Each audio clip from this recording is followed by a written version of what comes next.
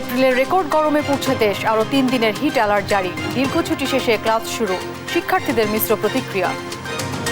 School খোলাটা উচিত, কারণ education আমাদের জন্য অনেক ইম্পর্টেন্ট, বাট আরও কয়েকদিন যদি বন্ধ থাকে তাহলে আমাদের জন্য অনেক ভালো হতো। ছুটি দিলে মনে হয় ভালো হতো। বাচ্চাদের যে অবস্থা, তো বের হলে একজন অসুস্থ হয়ে যায়। পাকিস্তান বাংলাদেশের উন্নয়ন দেখলেও বিএনপি দেখে না, বললেন কাদের। শেখ জামালের জন্মদিনে প্রধানমন্ত্রীর পক্ষ থেকে শ্রদ্ধা। ফুলবাড়িয়ায় রেলওয়ের জমিতে কাউন্সিলর চামিনের শতাধিক ভবন উচ্ছেদ ঠেকাতে দোকান প্রতি চাঁদা তোলেন 500 টাকা করে। যুক্তরাষ্ট্রে আবারও বন্দুকধারীর গুলি, এবার নিউ ইয়র্কের বাফেলোতে 2 বাংলাদেশি নিহত, একজন সিলেটের এবং একজন কুমিল্লার। এবং গাজায় ইসরায়েলি বর্বরতা, 24 ঘন্টায় শিশুসহ নিহত 27। তেল আবিবকে অর্থায়ন বন্ধের দাবিতে উত্তাল যুক্তরাষ্ট্রের 40টি বিশ্ববিদ্যালয়। দেখছিলেন শিরোনাম সংবাদ দুপুরে, সঙ্গে আছি অরিন ইশরাত। এবার বিস্তারিত। তীব্র দাবদাহে পড়ছে দেশ। প্রচণ্ড তাপপ্রবাহের কারণে হিট অ্যালার্ট আরও 72 ঘন্টা বাড়িয়েছে আবহাওয়া অধিদপ্তর। গরমের তীব্রতায় অতিষ্ঠ জনজীবন। রাজধানী ঢাকাসহ বিভিন্ন স্থানে সড়কে নিত্যদিন বের হতে হচ্ছে রিকশা, সিএনজি চালক, দিনমজুর সহ কর্মজীবী মানুষদের, যাদের ভোগান্তির কোনো শেষ নেই। রাজধানী সহ অন্যান্য অঞ্চলে 2 থেকে 5 মে কালবৈশাখী ঝড় ও বজ্রসহ বৃষ্টির পূর্বাভাস মিলেছে। 2 দিন ধরেই স্বস্তির বৃষ্টির দেখা মিলেছে সিলেট অঞ্চলে, যা অব্যাহত থাকবে আরও কয়েকদিন বলেও জানিয়েছে আবহাওয়া অফিস।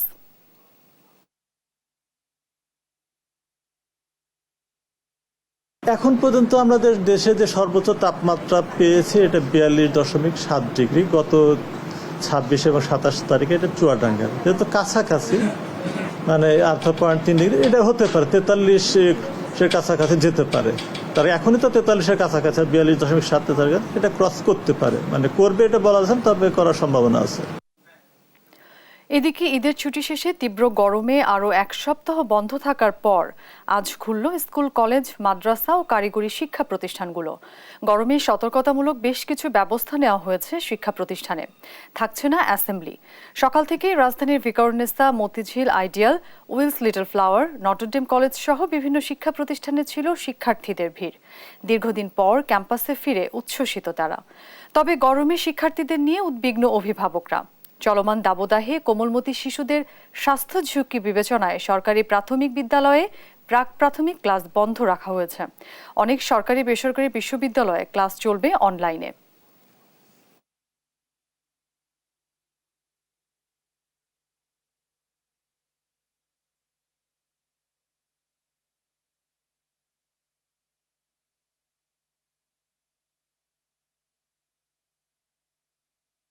স্কুল খোলাটা উচিত, কারণ এডুকেশন আমাদের জন্য অনেক ইম্পর্টেন্ট, বাট আরও কয়েকদিন যদি বন্ধ থাকে তাহলে আমাদের জন্য অনেক ভালো হতো।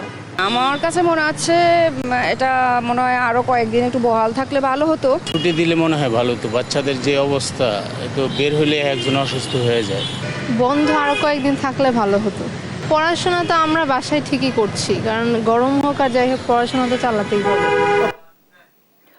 তীব্র দাবদাহে বিপর্যস্ত জনজীবন। এ বিষয়ে বিস্তারিত জানাতে পটুয়াখালী ও জয়পুরহাট থেকে যুক্ত হচ্ছেন সহকর্মী সাইদ ইব্রাহিম ও রেজাউল করিম রেজা। সাইদ, পটুয়াখালীতে আজকে তাপমাত্রা কত এবং অতিরিক্ত গরমে কেমন প্রভাব পড়েছে জনজীবনে? ধন্যবাদ অরিন। যেমনটা আপনি বলেছিলেন, আসলে আজকে এখন মতো তাপমাত্রা নির্ধারণের সময় এখন আসেনি। গতকালকে পর্যন্ত 37.5 ডিগ্রি সেলসিয়াস তাপমাত্রা রেকর্ড করা হয়েছে বলে আমাকে জানিয়েছেন আবহাওয়া অফিস থেকে। আর এদিকে এখন এত প্রচন্ড পরিমাণে গরম, আসলে সেটা বোঝানো যাবে না। আমি আসলে এখন শহর থেকে একটু গ্রামে এসেছি, যে আসলে এইখানে যে গ্রামের যে আসলে সবজি চাষিরা, এবং আপনি তো জানেন যে পটুয়াখালীর একটি বড় দক্ষিণাঞ্চল হলো মুগ ডাল। যে মুগ ডালগুলো এই বৃষ্টি না পেয়ে কিন্তু মুগ ডালগুলো এমনই ক্ষতি অবস্থা হয়ে গেছে, সে সব মুগ ডালগুলো কিন্তু পেকে আপনার যখন পাকার সময় ছিল না, আরো পরে কিন্তু বৃষ্টি না হওয়ার কারণে সব মুগ ডালগুলো নষ্ট হয়ে গিয়েছে। এবং এছাড়া এতই গরম পড়তেছে যে একটা ভ্যাপসা গরম যে মানুষ আসলে এতটা যে অস্বস্তিকর পরিবেশ ভিতর পড়তেছে যে যার জন্য মানুষ ঘর থেকে বের হচ্ছে না। আর এই মুগ ডাল, পাকা যে মুগ ডালগুলো আছে যেগুলো তারা যে তুলবে সেই লোকও তারা পাচ্ছে না। একদিকে আপনার যে কৃষি অফিস, তার সাথে কথা বলেছি, তিনি আমাকে জানিয়েছেন যে এবারে আসলে এই যে খাদ্য সংকটে একটা বড় অবস্থা তারা দেখতে পাচ্ছেন যদি বৃষ্টি না হয়। আর এই বৃষ্টির জন্য কিন্তু আসলে প্রতিটা গ্রাম, মহল্লা, শহর, জেলা, উপজেলাগুলোতে ইস্তেকার নামাজ আদায় করতেছেন বৃষ্টির জন্য, কিন্তু বৃষ্টির এখন পর্যন্ত কোনো দেখা হচ্ছে না। মানুষ কিভাবে যে আসলে এই গরম থেকে বাঁচবেন তার আসলে তারা সারাদিনই সেই জন্য মানে বিভিন্ন ধরনের নামাজ রোজা পড়তেছেন। এছাড়াও কিন্তু আমি কথা বলেছি এখানে সিভিল সার্জন ডাক্তারের কাছে, তিনি আমাকে বলেছেন এত তীব্র তাপদাহর কারণে কিন্তু মানুষের বিভিন্ন রকমের সমস্যা দেখা দিচ্ছে। একদিকে যেমন জ্বর, সর্দি, ডায়রিয়া লেগেই আছে, যেখানে হাসপাতালগুলোতে তিল ধারণের ঠাঁই নেই এবং বেড দিতে না পারা কিন্তু তারা যে বারান্দা বা ব্যালকনি বলা হয় সেখানেও কিন্তু তারা দেখা যাচ্ছে যে সেই জায়গাগুলোতেও তারা বেড পেতে সেই জায়গায় তারা করতেছেন। এছাড়াও আপনার আমি কথা বলেছি আপনার যে কৃষি অফিসার, তিনি আমাকে বলেছেন এখন বোরো ধানের আবাদ, তারপরে আপনার মরিচ বলেন, আপনার শস্য বলেন এবং যারা মৌসুমী সবজি চাষি আছেন তাদের জন্য কিন্তু একটা বড় ধরনের হুমকি হয়ে দাঁড়িয়েছে এই মানে তীব্র তাপদাহ। সবকিছুই কেমন একটা নষ্ট হয়ে যাচ্ছে এবং তারা বলতেছে যে যদি এই সমস্ত সবজি ভালো রাখতে হয় তাহলে তাদেরকে অন্ততপক্ষে পানি দিয়ে কিন্তু সবজি ভিজিয়ে রাখতে হবে মাঠ। এখন আমরা চলে যাব জয়পুরহাটের রেজার কাছে, সেইখান থেকে আসলে শুনবো যে সেখানে তাপদাহের সর্বশেষ খবর কি। রেজা,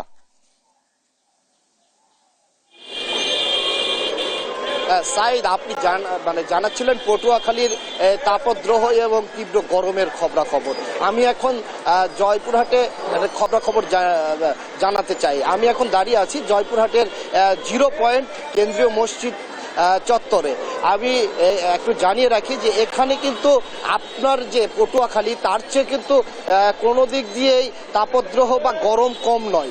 আজকে কিন্তু আমি গতকাল এবং আজকে থেকে বা কয়েকদিন টানায় কয়েকদিন থেকে মানে আমি আবহাওয়া অফিস, যদিও জয়পুরহাটে আবহাওয়া অফিস নেই, এখানে কিন্তু আমাদের পার্শ্ববর্তী জেলা নওগাঁ জেলার পার্শ্ববর্তী আমাদের জয়পুরহাটের পার্শ্ববর্তী উপজেলা বদলগাছি যে আবহাওয়া অফিস আছে সেখান থেকে কিন্তু আমি তথ্য নিয়েছি যে আবহাওয়া অফিস জানিয়েছে এবং যে প্রতিনিয়ত কিন্তু তারা আবহাওয়া মাপতেছে।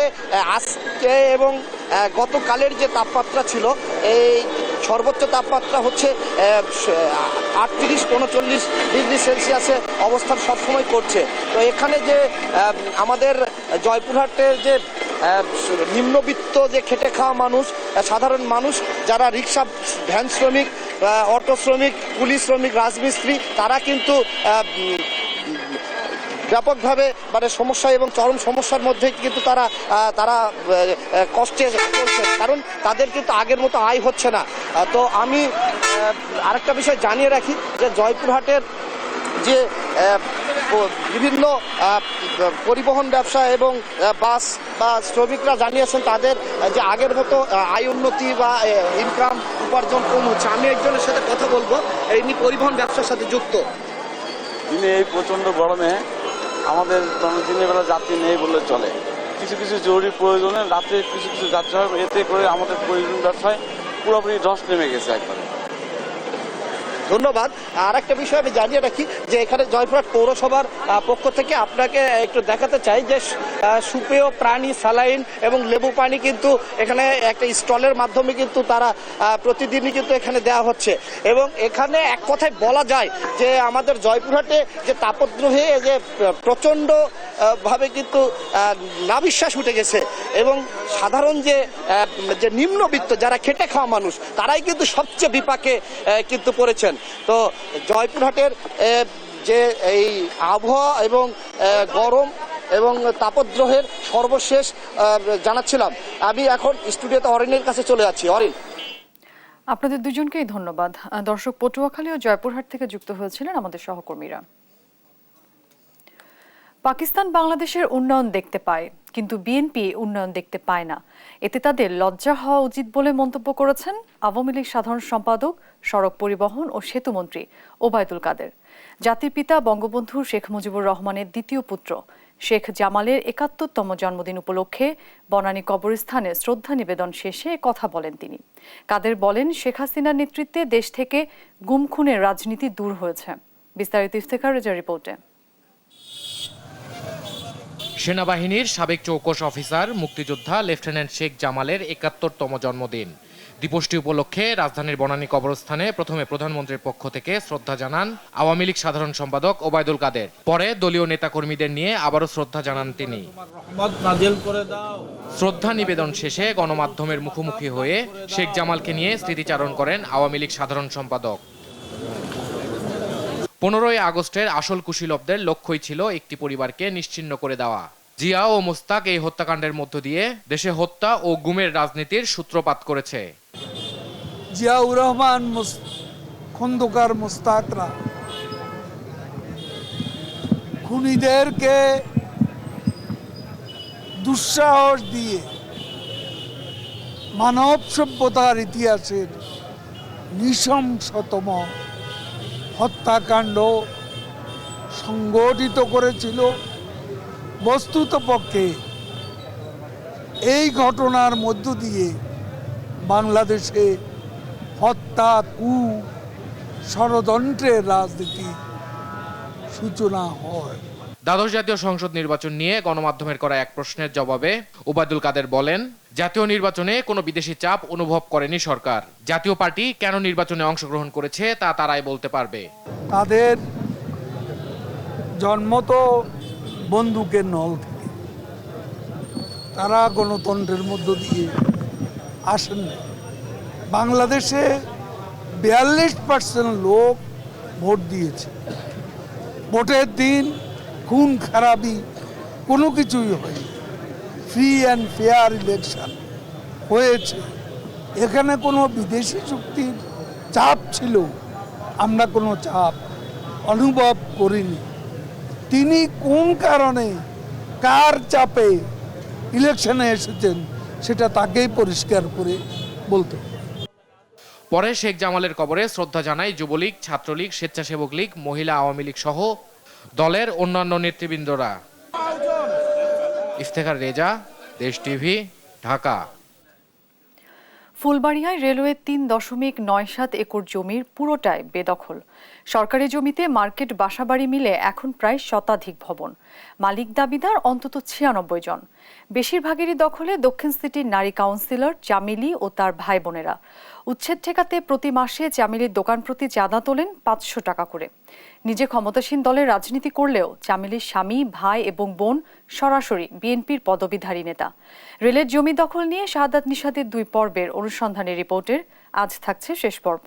ক্যামেরায় ছিলেন মতিউর রহমান জনি। রাজধানীর বঙ্গ ইসলামিয়া মার্কেট থেকে শুরু করে আনন্দবাজার পুরো এলাকায় বিস্তৃত রেলওয়ের ৩.৯৭ একর জায়গা, তবে সবই বেদখল। রেলওয়ের জমির উপর গড়ে উঠেছে হাফেজ প্লাজা, বঙ্গ হোমিও কমপ্লেক্স, বরিশাল প্লাজা থেকে শুরু করে এ এলাকায় মার্কেট, বাসাবাড়ি মিলে প্রায় শতাধিক ভবন, যার মালিক দাবিদার অন্তত ৯৬ জন। কিভাবে বেহাত হলো রেলওয়ের জমি, তার কারণ অনুসন্ধানে দেশ টিভি। অনুসন্ধান বলছে, রেলওয়ের এই জায়গার বেশিরভাগই দখলে আছেন ঢাকা দক্ষিণ সিটির নারী কাউন্সিলর সৈয়দা রোকসানা ইসলাম চামেলি ও তার ভাই বোনেরা। রেলের এ জমির ভুয়া দলিল বানিয়ে ১৯৭৪ সালে দখলে নেন মির্জা আশরাফ নামে এক ব্যক্তি। পরবর্তীতে মির্জা আশরাফের দখলে থাকা অবস্থায় এ জমির দেখাশোনা করতেন কাউন্সিলর চামেলির বাবা। ৫০ বছর ধরেই সরকারি এ জমি হাত বদল হয়েছে অনেকের হাতে। বিভিন্ন ব্যক্তির কাছে রেলের জমি মালিকানা বিক্রি করেছেন মির্জা আশরাফ ও চামেলির বাবা। স্থানীয়দের অভিযোগ, আনন্দবাজারের বেশিরভাগ ও বঙ্গ ইসলামিয়া মার্কেটের পুরোটাই কাউন্সিলর চামেলির দখলে। ইসলামিয়া বড় মার্কেট, তার পাশে আছে হলো আপনার হোমিও, আর ভিতরে আরো আছে রোজ গার্ডেন দিয়ে লাইলি, চামেলি, এই দুইজন। হ্যাঁ, ও লাইলি কোর্টের চাকরি করে। সরকারি জায়গা, এগুলি তো সব সরকার জায়গা, যে কোনো একদিন এটা যাইব গা। ব্যক্তি ও দখলদার প্রতিষ্ঠান যতই প্রভাবশালী হোক পর্যায়ক্রমে উচ্ছেদ অভিযানের আশ্বাস দিলেন রেলওয়ে মন্ত্রণালয়ের মহাপরিচালক। মামলাটা নিয়মিত এটাকে যাতে কার্যক্রম আমাদের পক্ষ থেকে যেন কোনো ঘাটতি না থাকে সেই জন্য আমাদের উকিল নিয়োগ করা আছে, আমাদের ল অফিসার আছে, মামলা হাজিরা দেওয়া, আমাদের কাগজপত্র সাবমিট করা। আমাদের উচ্ছেদ আপনি দেখেন না, BIWTA তারপরে অন্যান্য সিটি কর্পোরেশন তারা যে উচ্ছেদ করতে গিয়ে বিল্ডিং ভেঙে দেবে। অবৈধ উচ্ছেদ আমরা প্রোগ্রাম দিই, যখনই যেখানে অবৈধ উচ্ছেদ করার মতো থাকে তখনই আমরা প্রোগ্রাম দিই। নিজে ক্ষমতাসীন দলের রাজনীতি করলেও চামেলির স্বামী, ভাই এবং বোন সরাসরি বিএনপির পদধারী নেতা। দখল বাণিজ্য ছাড়াও চামেলির বিরুদ্ধে দলীয় ভাবমূর্তি ক্ষুণ্ণের অভিযোগে চামেলিকে দল থেকে সাময়িক বহিষ্কার করেছে ঢাকা মহানগর দক্ষিণ আওয়ামী লীগ। অভিযোগ রয়েছে স্থানীয় মাদক সিন্ডিকেটের সঙ্গেও সখ্যতা রয়েছে কাউন্সিলর চামেলির। এ বিষয়ে অভিযুক্ত চামেলির সঙ্গে বেশ কয়েকবার যোগাযোগের চেষ্টা করা হলেও সাড়া মেলেনি।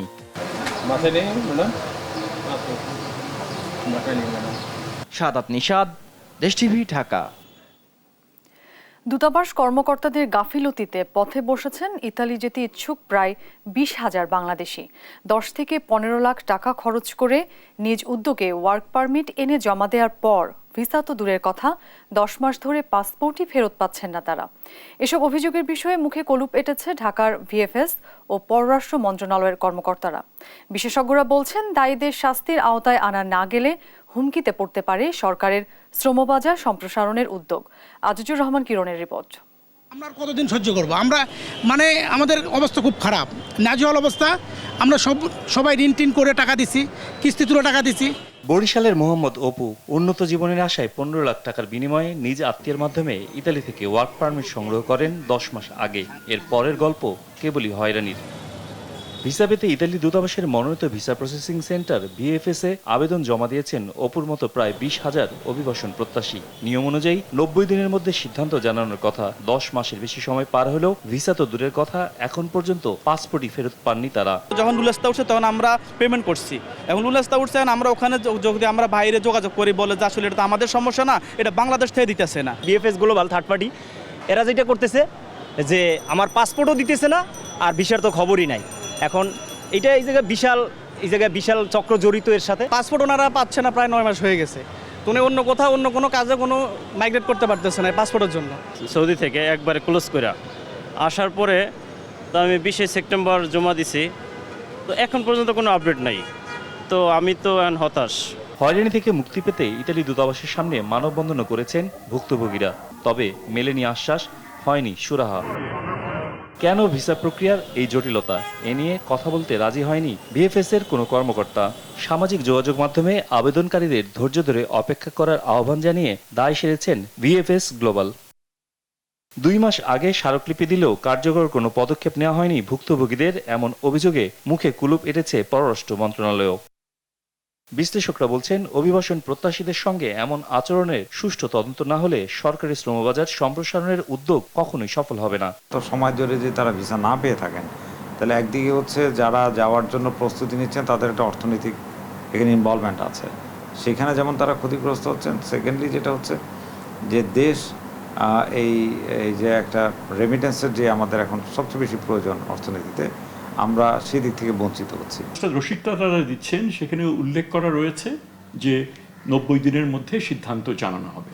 তো সেটা যখন হচ্ছে না, তাহলে এর দায়িত্ব তো বর্তায় বোথ VFS এর উপরেও এবং এমবেসির উপরে। ইতালি বিশেষ উদ্যোগ নিতে পারে, সেক্ষেত্রে বাংলাদেশের পররাষ্ট্র মন্ত্রণালয়, আমাদের প্রবাসী কল্যাণ মন্ত্রণালয় দেখতে পারে যে যার একটা বৈধ কাজের চাহিদা সেখানে রয়েছে, যার সমস্ত কমপ্লিট, তারা যেন যেতে পারে। প্রকৃত কারণ খুঁজে বের করে দায়ীদের বিরুদ্ধে ব্যবস্থা নেওয়ার আহ্বান জানান তারা। এমন কোনো সিন্ডিকেট গড়ে না ওঠে যারা ভিসা দেওয়ার জন্য, অ্যাপয়েন্টমেন্ট পাওয়ার জন্য টাকা নিচ্ছে, লেনদেন করছে, সেই বিষয়টা নিশ্চিত করা উচিত।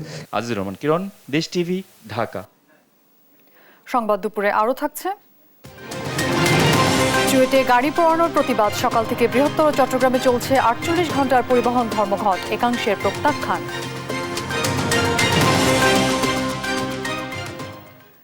গৃহায়ন, গণপূর্ত ও অর্থ মন্ত্রণালয়ের সাবেক যুগ্ম সচিব আব্দুল আজিজের দ্বিতীয় মৃত্যুবার্ষিকী আজ।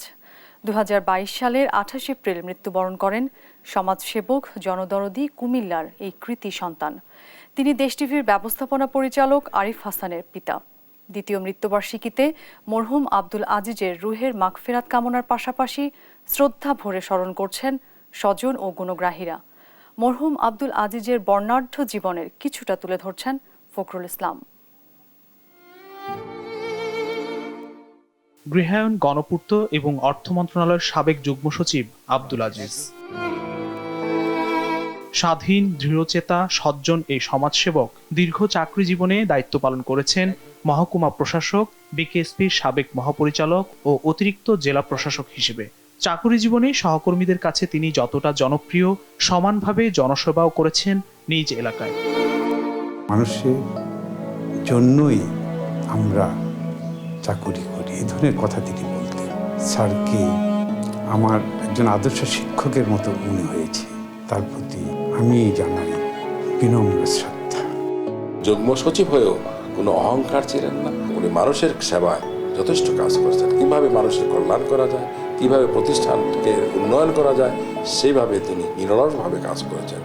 তিনি বেসরকারি টেলিভিশন চ্যানেল দেশ টিভির ব্যবস্থাপনা পরিচালক আরিফ হাসানের পিতা। বর্ণাঢ্য জীবনের অধিকারী সাবেক যুগ্ম সচিব আব্দুল আজিজ সবাইকে শোক সাগরে ভাসিয়ে 2022 সালের 28 এপ্রিল পাড়ি জমান না ফেরার দেশে। কুমিল্লা মুরাদনগর চাপিতলার নিজ গ্রামে এই কৃতি সন্তানের জানাজায় ঢল নেমেছিল হাজারো মানুষের। এই সময় অশ্রুসিক্ত হয়ে পড়েন মুরাদনগরের সাধারণ মানুষ। মরহুম আব্দুল আজিজ কর্মজীবনে ছিলেন সৎ এবং কর্মনিষ্ঠ। সরকারি আমলা হয়েও সবার কাছে ছিলেন অনুকরণীয়। তৎকালীন ইস্ট পাকিস্তান সিভিল সার্ভিসের একজন কর্মকর্তা ছিলেন। আমরা আজিজ ভাই ডাকতাম বড় ভাই হিসাবে। খুব খোশ মেজাজের লোক ছিলেন, তবে তিনি কাজে পটু ছিলেন। তিনি সরকারি নথিপত্র দ্রুত ডিসপোজ করতেন আমি দেখেছি। সামাজিকভাবে তিনি ময়মনসিংহ শহরে খুব তার একটা শক্ত অবস্থান ছিল। বড় ভাই হিসাবে, একজন বড় সহকর্মী হিসাবে আমি তাকে খুবই স্মরণ করছি। আমি তার আত্মার মাগফিরাত কামনা করছি। নিজ গ্রাম কুমিল্লার মুরাদনগরবাসীর কাছে উন্নয়ন কাজের জন্য আজও স্মরণীয় বিনম্র শ্রদ্ধা কীর্তিমান মরহুম আব্দুল আজিজ। ফখরুল ইসলাম, দেশ টিভি, ঢাকা। ধর্মঘটের খবরাখবর জানাতে এই মুহূর্তে চট্টগ্রাম থেকে যুক্ত হচ্ছেন সহকর্মী একেএম নাজিম। নাজিম, এই মুহূর্তে ধর্মঘটের কি অবস্থা দেখছেন আপনি, সেখানে বিস্তারিত জানাবেন। যে আপনি যেমনটা বলছেন, ধর্মঘটের কারণে মানুষের ধর্মঘট শুধু সকাল থেকে শুরু হয়েছে। পরিবহন মালিক বলছে 4 দফা দাবিতে তারা ধর্মঘট। 4 দফা তাদের মধ্যে বড় দাবি হচ্ছে যে চুয়েটের যে আন্দোলনকারী শিক্ষার্থী তাদের যে 4টি বাসের মধ্যে 3টি বাসে আগুন দেওয়া হয়েছে, 1টি বাস ভাঙচুর করা হয়েছে এবং কাপ্তাই সড়কে গুরুত্বপূর্ণ সড়কটিতে শাহামানত পরিবহন এবং যেটা বলছে যে বাসগুলো সেগুলো চলাচল করতে দিচ্ছেন না। পাশাপাশি সারা চট্টগ্রামে তাদের পরিবহন শ্রমিক নেতা, বাস চালক, হেল্পারদেরকে পুলিশ কর্তৃক হয়রান এবং চাঁদাবাজি গ্রেপ্তারের প্রতিবাদে তাদের এই পরিবহন ধর্মঘট চলছে। তবে আজ বিকাল থেকে জেলা প্রশাসন কার্যালয়ে একটি সভা হওয়ার কথা রয়েছে পরিবহন মালিক শ্রমিকদের সাথে।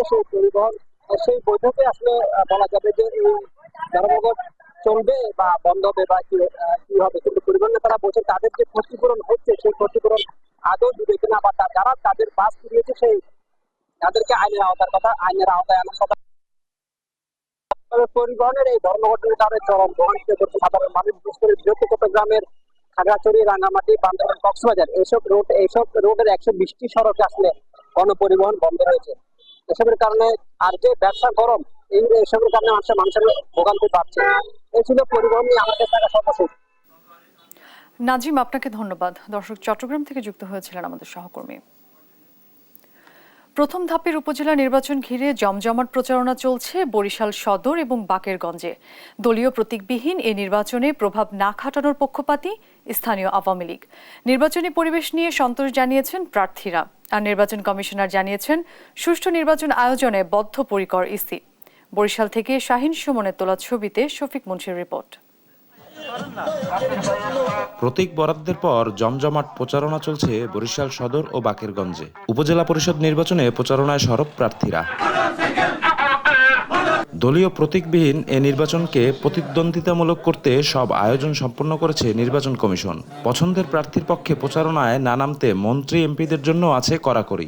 নেত্রীর নির্দেশ মোতাবেক, সংগঠনের সিদ্ধান্ত মোতাবেক আমরা সেটাকে গ্রহণ করেছি। আশা করি একটি সুষ্ঠু নির্বাচনের মাধ্যমে জনগণ তাদের নেতা অর্থাৎ চেয়ারম্যান নির্বাচিত করবেন। আওয়ামী লীগের দলীয় সিদ্ধান্তে খুশি প্রার্থীরাও। তারা নির্বাচনী পরিবেশ নিয়েও সন্তোষ প্রকাশ করেন।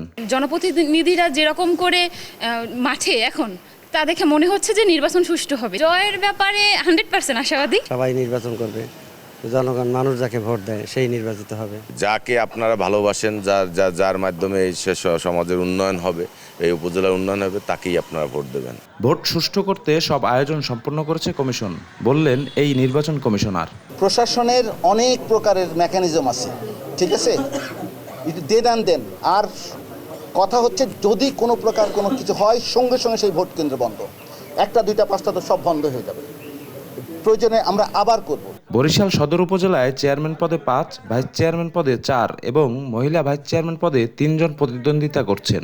আর বাকেরগঞ্জে চেয়ারম্যান পদে 4, ভাইস চেয়ারম্যান পদে 3 এবং মহিলা ভাইস চেয়ারম্যান পদে 2 জন নেমেছেন ভোটের লড়াইয়ে। এই 2 উপজেলায় ভোট হবে 8ই মে।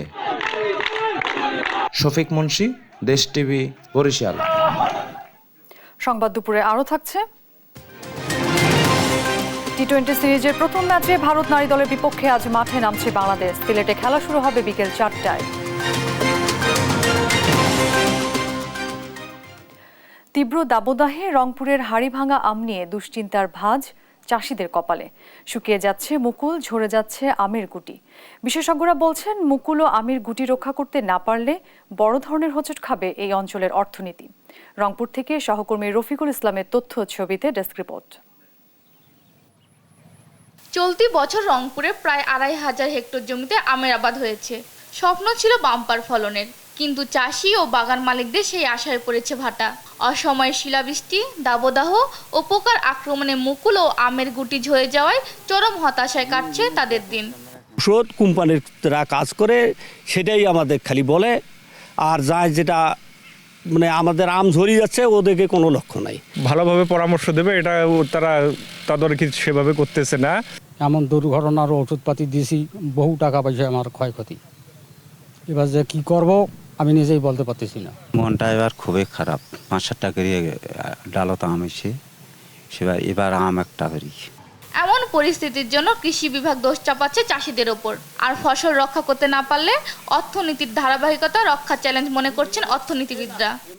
কৃষকদের দক্ষতার কারণে হয়তোবা কোনো বাগানের আমের পরিমাণের কম বেশি হতে পারে। কৃষকদের এই আম চাষে প্রযুক্তিগত সহায়তা দিয়ে যাচ্ছি। উৎপাদন কম হওয়ার কারণে এটা যেহেতু আমাদের সাপ্লাই কম হবে, সুতরাং আমরা দেশের চাহিদা মিটিয়ে আমরা বাইরে যদি রপ্তানি করতে চাই তাহলে আমরা সেভাবে রপ্তানি করতে পারবো না। সরকারি সহযোগিতা পেলে এ পরিস্থিতি থেকে উত্তরণ সম্ভব বলে মনে করছেন বিশেষজ্ঞরা। আমি মনে করি যে এটি একটা আমূল পরিবর্তন আনবে রংপুর এলাকায় এবং এটি বাংলাদেশের টেকসই উন্নয়নে এবং জাতীয় অর্থনীতিতে এটি গুরুত্বপূর্ণ ভূমিকা রাখবে। এই আম সম্প্রতি জিআই পণ্যের স্বীকৃতি পাওয়া হাড়িভাঙা আমের ফলন রক্ষায় সরকার ও সংশ্লিষ্টরা উদ্যোগী হবেন, এমনটাই প্রত্যাশা স্থানীয়দের। নিউজ ডেস্ক, দেশ টিভি। এবার আন্তর্জাতিক প্রসঙ্গ। যুক্তরাষ্ট্রে আবারও হত্যাকাণ্ডের শিকার হলেন 2 বাংলাদেশি প্রবাসী। শনিবার নিউ ইয়র্কের বাফেলো শহরে দুর্বৃত্তদের গুলিতে নিহত হন তারা। পুলিশ জানায়, বাফেলোর 100 জেনার স্ট্রিটে 2 ব্যক্তিকে গুলি করা হয়েছে এমন খবর আসে তাদের কাছে। বেলা 12:30টার দিকে ঘটনাস্থলে ছুটে যায় পুলিশ। সেখানে গিয়ে 2 জনের মরদেহ পান তারা। নিহত বাংলাদেশি আবু সালেহ মোহাম্মদ ইউসুফ সিলেটের মেজর টিলার বাসিন্দা, আর বাবুলের বাড়ি কুমিল্লায়। তাদের পরিবারকে ইতোমধ্যে বিষয়টি জানানো হয়েছে। এখনও দুর্বৃত্তদের আটকের বিষয়টি নিশ্চিত করতে পারেনি প্রশাসন।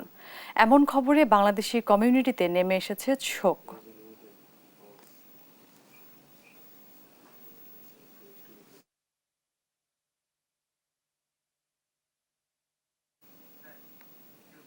অবরুদ্ধ গাজা উপত্যকায় ইসরায়েলি বাহিনীর হামলায় প্রাণ গেছে আরও 27 ফিলিস্তিনির। এদের 10 জনই শিশু। উপত্যকার জনবহুল এলাকা রাফাতেও চলে ভয়াবহ বিমান হামলা। সেখানে অন্তত 7 ফিলিস্তিনি নিহত হন। পশ্চিমা দেশগুলোর আহ্বান উপেক্ষা করে রাফা আকাশপথে হামলা চালাচ্ছে ইসরায়েলি বাহিনী। এদিকে বিশ্ব অর্থনৈতিক ফোরামের শীর্ষ সম্মেলনের আগে শনিবার আরব দেশের পররাষ্ট্রমন্ত্রীরা গাজা পরিস্থিতি নিয়ে আলোচনা করতে শনিবার সৌদি আরবের রিয়াদে জড়ো হন। সেখানে যুদ্ধবিরতি কার্যকরে ইসরায়েল ও হামাসের মধ্যে মধ্যস্থতার চেষ্টা চালাচ্ছেন তারা।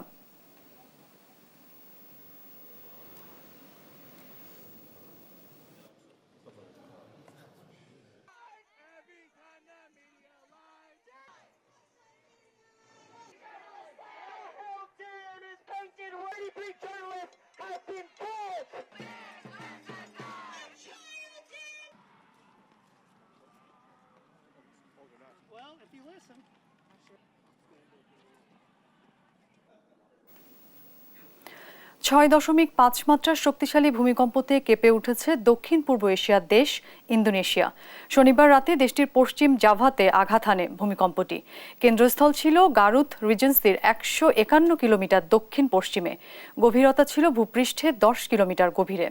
সমুদ্রের তলদেশে আঘাত হানা এই কম্পনের জেরে বিশাল ঢেউয়ের খবর পাওয়া যায়নি, ফলে জারি করা হয়নি সুনামি সতর্কতা। রাজধানী জাকার্তা সহ কয়েকটি প্রদেশে অনুভূত হয় ভূকম্পন। কোনো হতাহতের খবর পাওয়া যায়নি এখন পর্যন্ত। এদিকে শনিবার জাপানের বনিন দ্বীপপুঞ্জেও আঘাত হানে 6.5 মাত্রার ভূমিকম্প।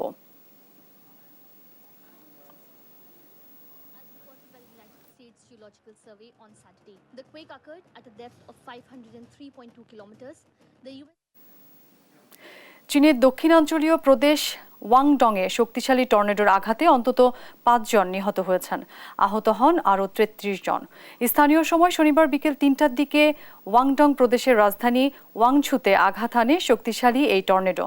জরুরি অবস্থা জারি করে স্থানীয়দের নিরাপদ আশ্রয়ে যাওয়ার নির্দেশনা দেওয়া হয়। আহতদের চিকিৎসার জন্য পাঠানো হয়েছে পার্শ্ববর্তী হাসপাতালে।